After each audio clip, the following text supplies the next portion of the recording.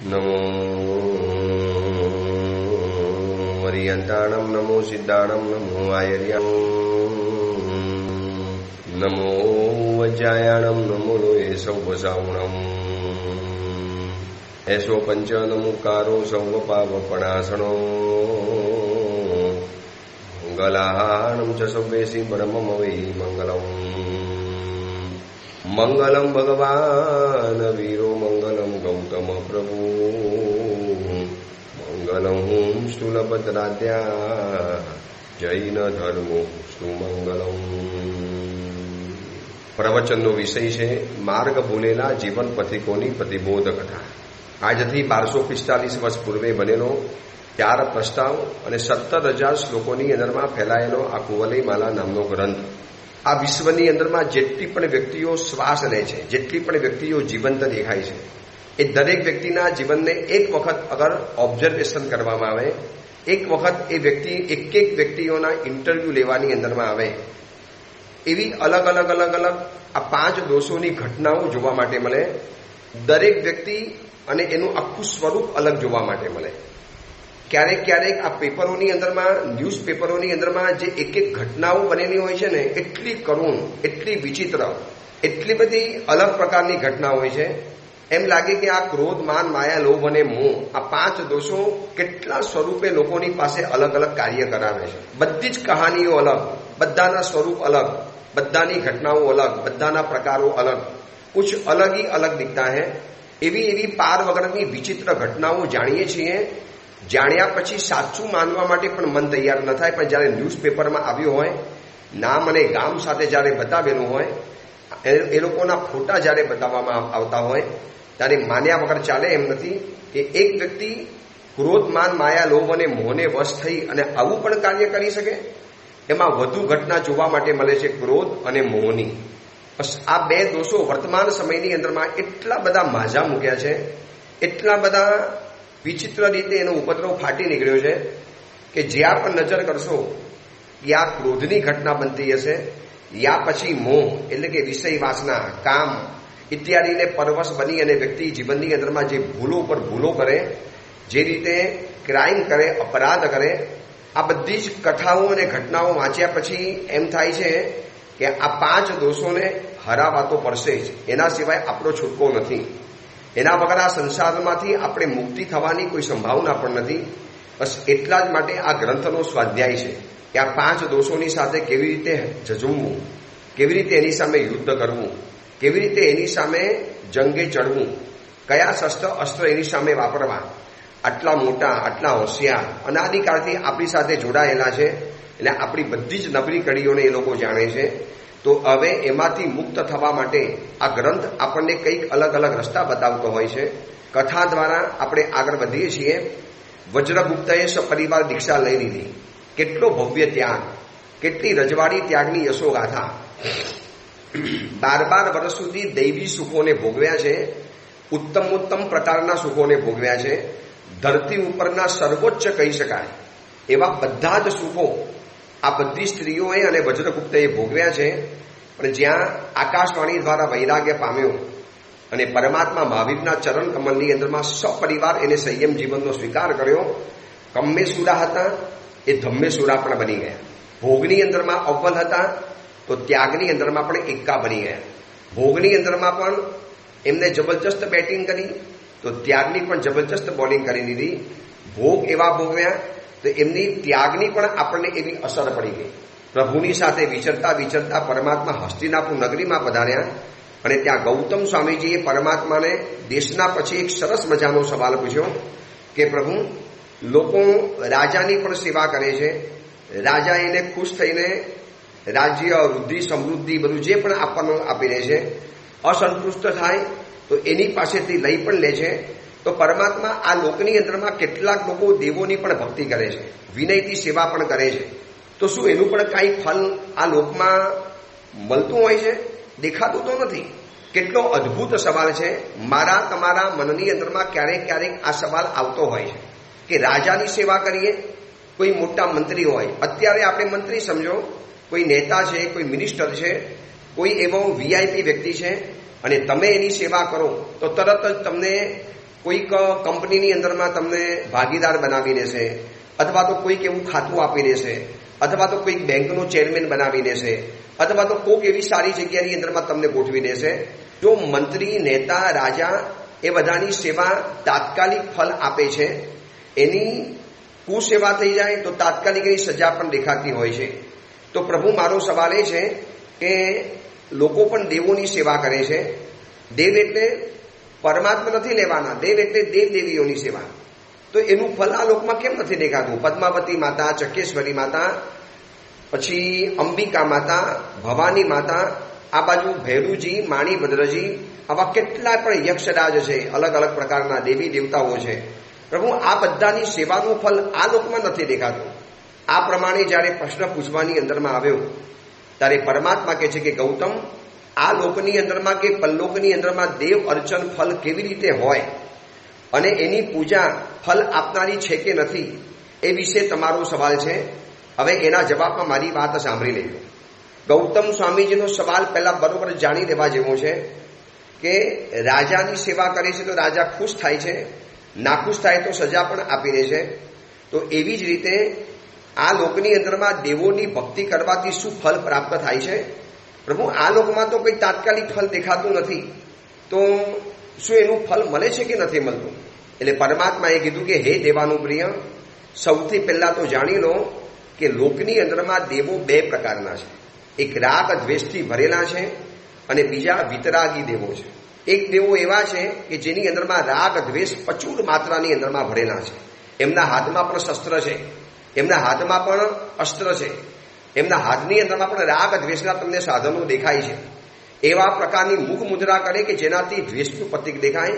એવા પ્રકારના શરીરના હાવભાવ છે મૂર્તિઓની અંદરમાં કે જેનાથી આપણને રાગી તરીકેની એની છાપ મગજની અંદરમાં આપણે, કોઈની બાજુની અંદરમાં સ્ત્રી છે, કોઈની બાજુની અંદરમાં વાહન છે, કોઈક અલગ અલગ પશુ પંખીઓ ઉપર સવાર થયેલા છે. તો આ લોકની અંદરમાં બે પ્રકારના દેવો છે. એક રાગ દ્વેષથી ભરેલા છે અને બીજા સંપૂર્ણ વિતરાગ છે. જેમ રાગ દ્વેષથી ભરેલા દેવો છે, યક્ષ, રાક્ષસ, ભૂત, પિશાચ, કિન્નર, કિમપુરુષ, મહોરક, ગંધર્વ, ચંદ્ર, તારા, નક્ષત્ર, ગ્રહ, સૂર્ય, નાગ, ઉદદી, સુવર્ણ, અગ્નિ, વિદ્યુત, ઇન્દ્ર વગેરે, આ બધા જ દેવતાઓ રાગ દ્વેષથી ભરેલા છે. તમે એની સેવા કરો અને કદાચ તમને ફલ આપી પણ દે, તમે એની ઉપાસના કરતા કરતા કંઈ ગડબડ કરી તો તો એ લોકો તમારી ઉપર રાગ દ્વેષવાળા પણ બની અને તમને સજા કરી પણ શકે છે. એમનું અર્ચન પૂજન જે લોકો કરે છે એની ઉપર એ પ્રસન્ન થાય છે. આ દેવતાઓ એને ધન આપે છે, અભ્યુદય આપે છે. માનો કે લક્ષ્મી માતાની પૂજા કરી તો લક્ષ્મી ધન આપી દેશે, સરસ્વતી માતાની સાધના કરી તો સરસ્વતી માતા બુદ્ધિ વગેરે આપી દેશે, દુર્ગા માતાની સાધના કરી તો શક્તિને આપી દેશે.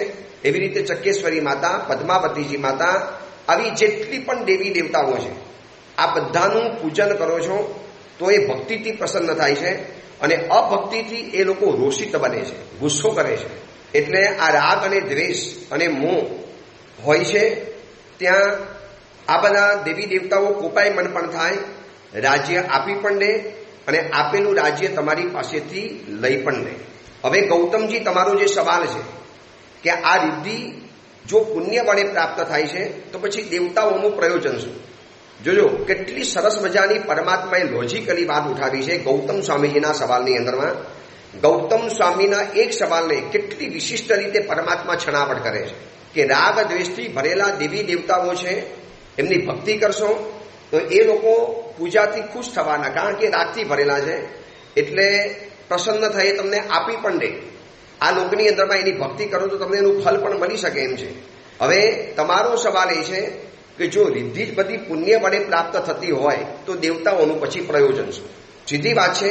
આજે હું એમ કહી દઉં કે ભાઈ મને મારા પુણ્યથી મળવાનું છે, મારા ભાગ્યની અંદરમાં લખેલું હતું, મારા નસીબની અંદરમાં હતું, મારી પાસે પુણ્ય છે, મને મળવાનું છે, તો પછી આ દેવતાઓનું પ્રયોજન શું? અને દેવો જો રિદ્ધિ વગેરે આપતા હોય તો પછી આ પુણ્ય કર્મ આખું નિષ્ફળ બની ગયેલું કહેવાય. તો શું કરવાનું? કેટલી લોજિકની વાત પરમાત્મા આપણી સમક્ષ રજૂ કરે છે. ઘણા લોકોના મનમાં આવું છે જ કે જો નસીબ જ આપે છે તો પછી દેવી દેવતાની પૂજા શેના માટે કરવાની? અને દેવી દેવતાની પૂજા કરવાથી જો મળે છે તો પછી આ બધું પુણ્ય તત્વનું શું કામ લાગે? હવે પરમાત્મા એનો વચલો સરસ મજાનો રસ્તો બતાવે છે. દેવી દેવતા પણ ખોટા નથી, પુણ્ય તત્વ પણ ખોટું નથી.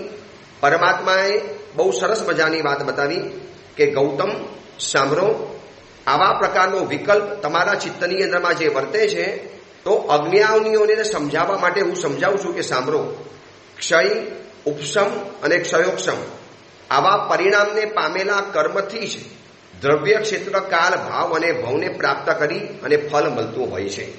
આમ જનરલી નિયમ આવો છે, તમે દેવની સેવા કરી, દેવની ભક્તિ કરી, પણ દેવ તમને ફળ ત્યારે જ આપી શકે કે એ સમયની અંદરમાં તમારા કર્મનો ક્ષય થયો હોય, કર્મનો ઉપશમ થયો હોય અથવા તો કર્મનો ક્ષયોક્ષમ થયો હોય. એક્ઝામ્પલ તરીકે હું પદ્મબોધિ નામનો સાધુ છું અને મને કોઈ પણ મનવાંછિત મારે જોઈએ છે. એટલે મને કોઈએ કીધું કે ફલાણા દેવી દેવતાની ઉપાસના કરો, એ દેવીની બાધા વગેરે રાખો તો તમારી ઇષ્ટફળ સિદ્ધિ થવાની. તમે એનો જાપ કરો, તમે એનું હોમ હવન કરો, તમે એના આરાધના વગેરે કરો, ઉપાસના વગેરે કરો. અને મેં કરવાનું શરૂ કર્યું અને એ કરતા કરતા કરતા કરતા એ દેવી દેવતાએ મને સાનિધ્ય આપ્યું, પરોક્ષ રીતે રહી અને એને મારી મનોકામના પૂરી કરી અને મેં જે ઈચ્છ્યું હતું બધે મને મળી ગયું. હવે દેવી દેવતાએ આપ્યું કે મને મારા પુણ્ય કર્મ આપ્યું. આ ગૌતમ સ્વામીજીનો સવાલ હતો.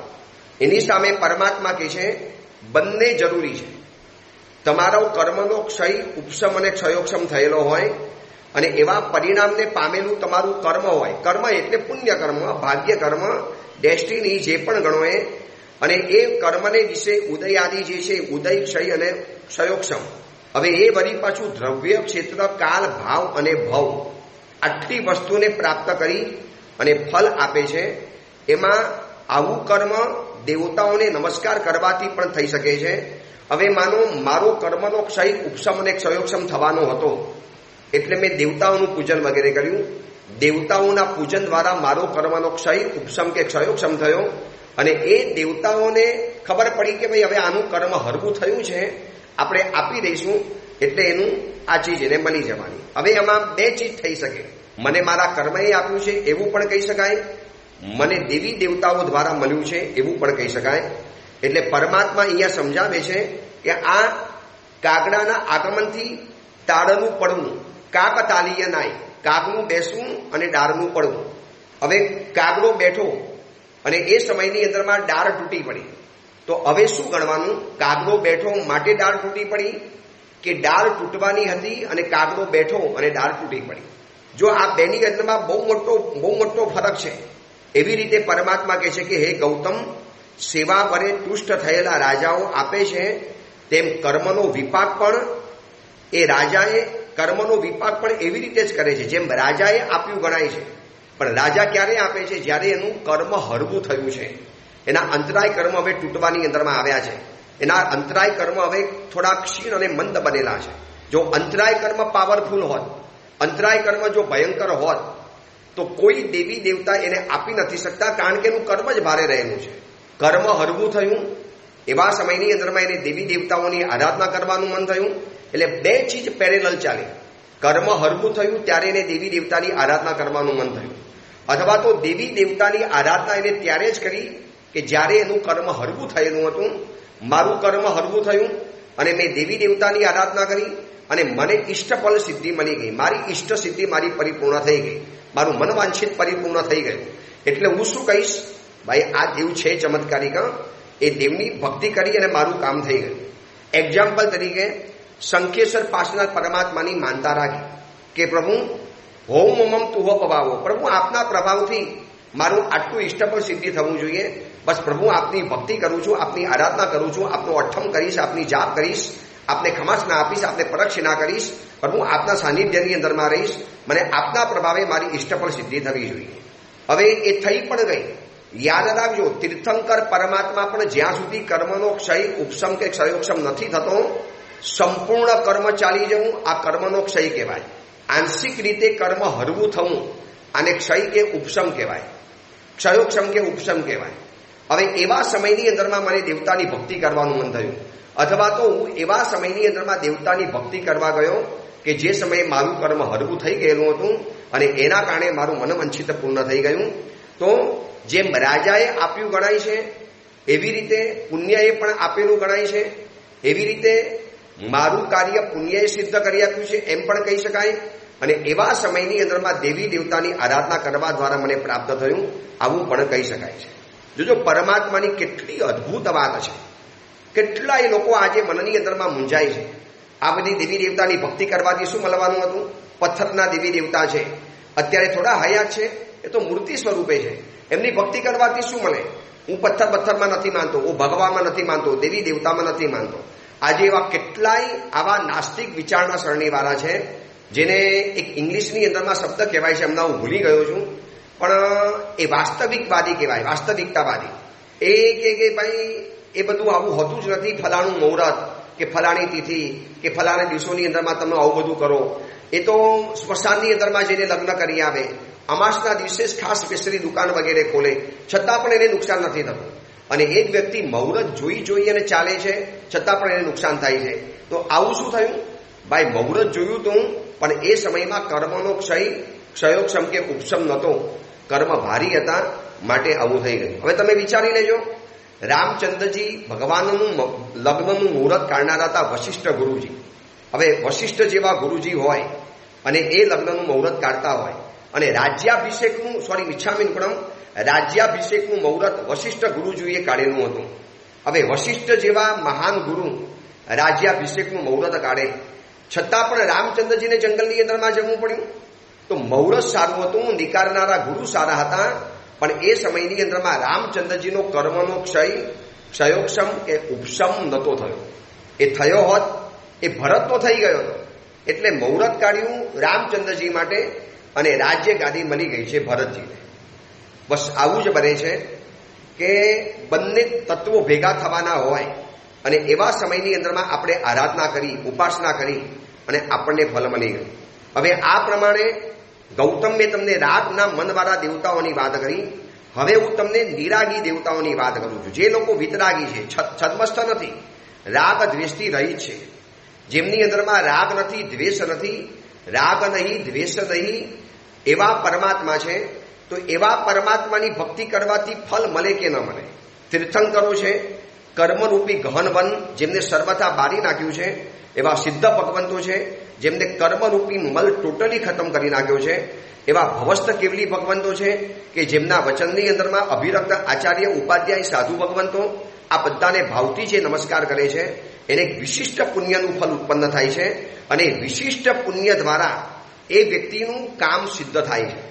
એટલે એવી સરસ મજાની વાત બતાવી કે આકાશની અંદરમાં ઉગેલો જે સૂર્ય છે, એ સૂર્યને રાગ પણ નથી અને દ્વેષ પણ નથી. જોજો, સૂર્યને તમે ગાર આપશો ને, શું ઉગી ગયો? નવરો બેઠો છે, આવી ગયો આકાશની અંદરમાં, આટલી ગરમી આપવા માટે આવી ગયો, છતાંય સૂર્યનું અજવાળું તમને મળવાનું. સૂર્યને રાગ પણ નથી, દ્વેષ પણ નથી. તમે એની સ્તુતિ કરશો તો અજવાળું વધારે નહીં આપે. તમે એની ફૂલ ચડાવશો, એને હાથ જોડશો, તમે સૂર્યનારાયણની અર્ઘ્યથી પૂજા કરશો તો કે તમને અજવાળું વધારે નથી આપવાનું. તમે કશું જ નહીં કરો તો એ અજવાળું તમારા ઘરમાં પાછું લેવાનું પણ નથી. બસ આવો જ પ્રભાવ છે તીર્થંકર વિતરાગી પરમાત્માનો. એ સહજ પ્રભાવી છે, એમનું નામ જ એવું છે, એમના નામનો જ પ્રભાવ એવો છે કે એની જે ભક્તિ કરે છે એને વિશિષ્ટ પુણ્ય બંધાય છે, અને વિશિષ્ટ પુણ્ય કર્મનો ક્ષયોક્ષમ કે ઉપશમ કરે છે, અને એના દ્વારા એનું કાર્ય થઈ જાય છે. એટલે ગૌતમ, આપ તમે જેમ પૂછતા હતા કે કાયા, વચન અને મન વગરના, કોપ અને પ્રસાદ વગરના એવા પરમાત્મા મોક્ષ સુખ કેવી રીતે આપી શકે?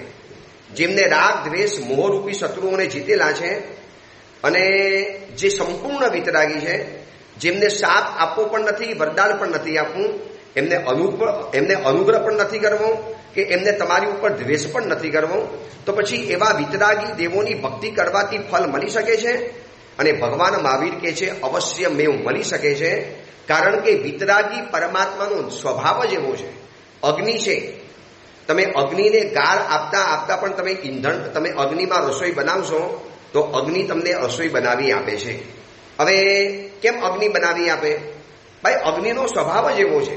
તમે એની સ્તુતિ કરશો તો કે બહુ ફાયદો નથી, તમે એની નિંદા, તિરસ્કાર, અપમાન કરશો તો પણ કંઈ તમારી ઉપર કોપાયમાન નથી થવાનો. કેટલીક વસ્તુઓ સહજ સ્વભાવ પ્રભાવી હોય છે, સહજ પ્રભાવી હોય છે. એનું નામસ્મરણ એટલે લખ્યું છે ને ઉપસર્ગની અંદરમાં, ચિઠ્ઠવું દૂરે મનતો તુજ્ય પણામોવી બહુ ફલો હોય. પ્રભુ તમારું નામસ્મરણ તો અમને દૂર રાખો, તમારું ખાલી હાજરી હોવું, બસ આપનું અસ્તિત્વ હોવું.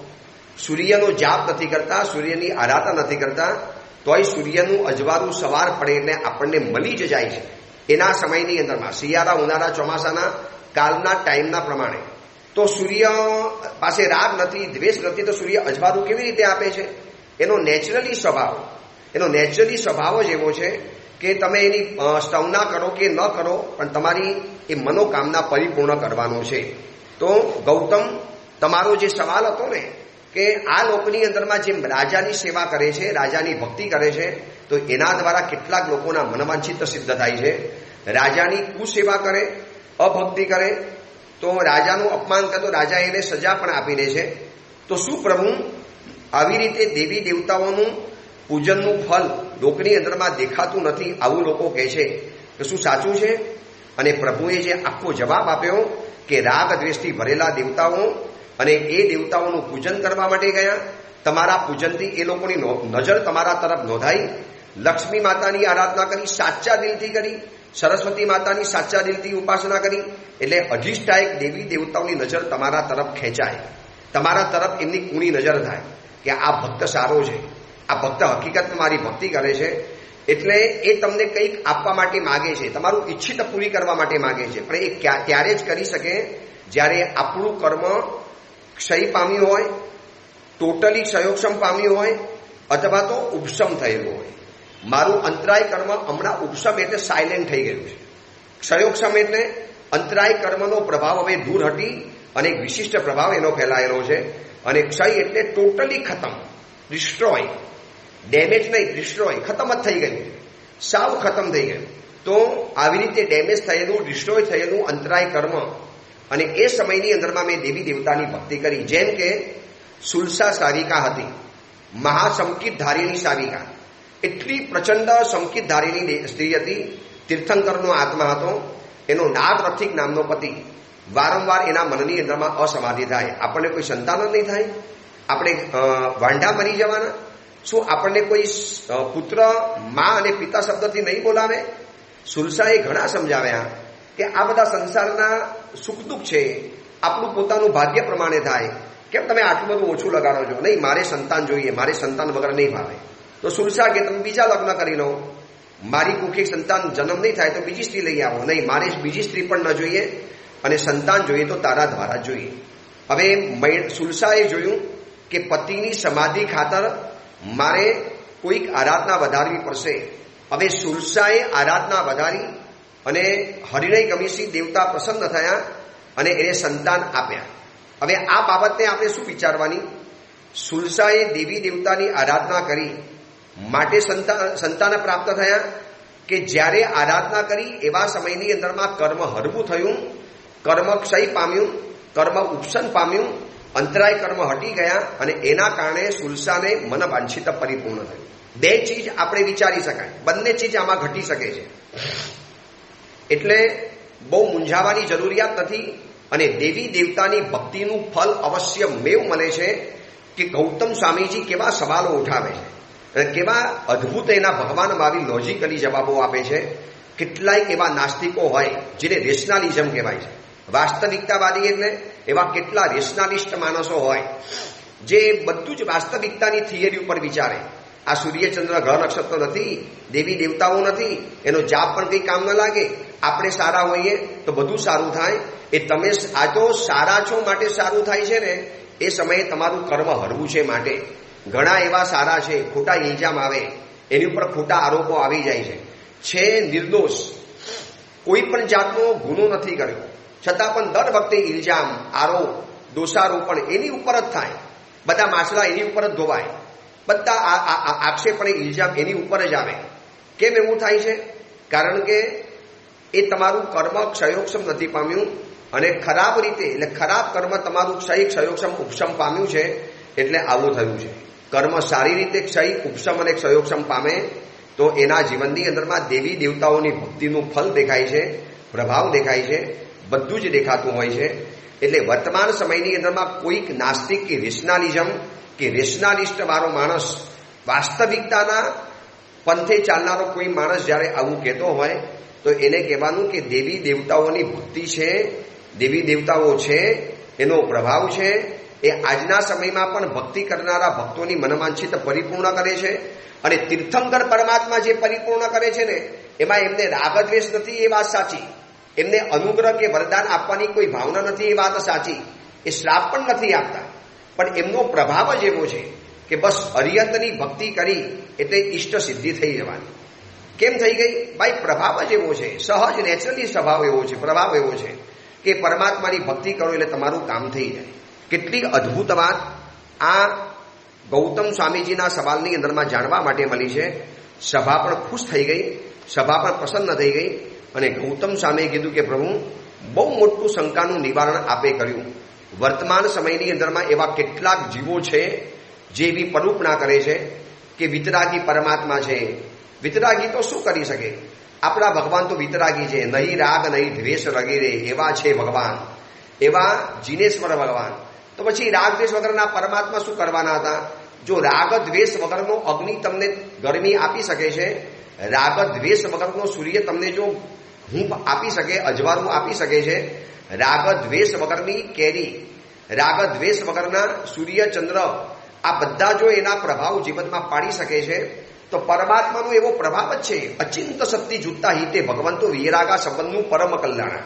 પંચસૂત્રની અંદરમાં બોલીએ છીએ ને કે પ્રભુ અચિંત્ય શક્તિથી યુક્ત છે, કલ્પના પણ ન કરી શકાય. કલ્પ વૃક્ષોપમાન આપણે ચૈત્યમનમાં બોલીએ છીએ કે પરમાત્મા કલ્પવૃક્ષ સમાન છે, જેની શક્તિની કોઈ સીમા નથી. ઓ સ્વામી રે, તારી શક્તિની ના સીમા, તું જેવો બલવારો, શત્રુને હનનારો જોયો નથી આ જીવનમાં. પ્રભુ તમારી શક્તિની કોઈ સીમા નથી, પ્રભુની શક્તિની સીમા નથી. એટલે પ્રભુ એવા અચિંત્ય સરળ સહજ સ્વભાવી છે. કેટલાક લોકો છે ને વ્યક્તિત્વ પ્રભાવી હોય, આપણા અરિયન પરમાત્મા અસ્તિત્વ પ્રભાવી છે. વ્યક્તિત્વ પ્રભાવી એટલે એ વ્યક્તિનું સ્વયં હાજર હોવું પડે. ભટ્ટાચાર્ય મુંબઈની અંદરમાં બ્રિજકેન્ડીમાં બાયપાસનું ઓપરેશન કરનારા ભટ્ટાચાર્ય કે રમાકાંડ પાંડે, આ બધા ડોક્ટરો વ્યક્તિત્વ પ્રભાવી છે. એમને એ સમયે હાજર હોવું પડે, ઓપરેશન થિયેટરની અંદરમાં રહેવું પડે, તો જ ઓપરેશન થઈ શકે. જ્યારે અરિયન પરમાત્મા અસ્તિત્વ પ્રભાવી છે. વ્યક્ત્યા શિવ પરસ્થોપી શક્ત્યા જયતિ સર્વગ. વ્યક્તિ રૂપે ભલે પરમાત્મા મોક્ષની અંદરમાં છે, પણ શક્તિ રૂપે પરમાત્મા આ ધરતી ઉપર હાજરા હજુર છે અને સમગ્ર જીવોના મનવાંછિતને પરિપૂર્ણ કરી શકે છે. કેવી રીતે? જેવી રીતે અગ્નિ કરે છે, જેવી રીતે ચિંતામણી રત્ન કરે છે, જેવી રીતે સૂર્યચંદ્ર ગ્રહ નક્ષત્ર કરી શકે છે, એ લોકોને અગ્નિને જેમ કોઈ રાગદ્વેષ નથી, બસ એવી જ રીતે પરમાત્માને રાગદ્વેષ નથી, પણ એમનો એક અસ્તિત્વ પ્રભાવ, અસ્તિત્વ પ્રભાવી છે. એ હોય અને કામ થઈ જ જાય. બસ અરિયન પરમાત્માનો અચિંત્ય પ્રભાવ છે. બસ એ અચિંત્ય પ્રભાવી અરિયન પરમાત્માની ભક્તિ કરો અને જો જીવનની અંદરમાં કેવા મનવાંછિત પરિપૂર્ણ થાય છે. આ પરમાત્મા આવીને કેટલી અદ્ભુત વાત બતાવી. એટલે બીજી રીતે પણ જાણી લેવાનું કે જ્યારે જ્યારે પણ જીવનની અંદરમાં તકલીફ આવે, મુશ્કેલી આવે, તો રાગ દ્વેષવાળા દેવી દેવતાઓની ઉપાસના કર્યા કરતા એ દેવી દેવતા જેમની ઉપાસના કરે છે એવા વિતરાગી પરમાત્માની સેવા કેમ ન કરીએ? વિતરાગી ભગવાનની ઉપાસના કેમ ન કરીએ? કેમ આપણે શંકેશ્વર ભગવાનના દરબારમાં જઈને આપણી ઈચ્છાઓને ન બતાવીએ? કેમ આપણે ગિરનારી નેમનાર પરમાત્માના સમક્ષ આપણે આપણી ઈચ્છાઓના અરમાન ખુલ્લા ન કરીએ? કેમ આપણે તારક તીર્થાદિના સત્યુંજય તીર્થના આદિનાથ પરમાત્માની સમક્ષ આપણે આપણી ઈચ્છાઓને પરિપૂર્ણ બતાવીએ? જીરાવલ્લાજી, અંતરિક્ષજીજી, એવા કેટલાય તીર્થો રહેલા છે. આ બધા તીર્થોની અંદરમાં આપણે પહોંચી જઈએ. હવે કહેશે કે ભગવાનની ભક્તિ એના માટે કરાય. જય વીરા સૂત્રની અંદરમાં લખ્યું છે કે પ્રભુ તમારા પ્રભાવે મને ઇષ્ટફળ સિદ્ધિની પ્રાપ્તિ થાવ. અને ઇષ્ટફળ સિદ્ધિ એટલે તે સમયની અંદરમાં સંસારમાં જરૂરી ચીજ એને નથી મળતી અને એ ચીજનો અભાવ એની પાસે રહેલો છે, તો એ ચીજની પ્રાપ્તિ એને જીવનની અંદરમાં થાય. એટલા માટે એને ભક્તિ કરવાની છે. આ ગૌતમ સ્વામીજીનો અદ્ભુત સવાલ, એની સામે પરમાત્માનો સુંદર જવાબ. આ વાત બરોબર જીવનની અંદરમાં યાદ રાખી જેટલી બને એટલી અરિયન પરમાત્માની ભક્તિ વધુમાં વધુ કરીએ. અષ્ટપગારી પૂજા, પરમાત્માની પૂજા, રોજ ત્રિકાલ પરમાત્માના દર્શન વંદન, એમનો જાપ, એમની આરાધના, એમનું આજ્ઞાનું પાલન, આંતરિક બહુમાન, ગદગદ ભાવ, શ્રદ્ધાથી ભરેલો ભાવ, આ બધું જ કરતા કરતા કરતા તીર્થંકર પરમાત્માની ઓરા અને ઉર્જા આપણને અવશ્યમેવ પ્રાપ્ત થાય છે. આ રીતે ત્રીજા જીવનો પ્રતિબોધની કથા પરિપૂર્ણ થઈ. હવે આવતીકાલથી ચોથા નંબરનો જીવ, જે જીવ ચંડસોમનો જીવ હતો. હવે ચંડસોમનો જીવ પ્રભુ મહાવીર સાથે કેવી રીતે જોડાય છે અને કેવી રીતે પ્રતિબોધ પામે છે એની પણ એક સરસ મજાની ઘટના છે. બસ હવે 2 જીવોની કથા બાકી બચી છે અને પછી થોડા દિવસોની અંદરમાં આ કુવલયમાલા ગ્રંથોનો સ્વાધ્યાય આપણે પરિપૂર્ણ થશે. એ જ મંગલકામના મંગલ ભાવના. જીનાગના વિરુદ્ધ કાંઈ પણ બોલાયું હોય તો મિચ્છામી દુક્કડમ.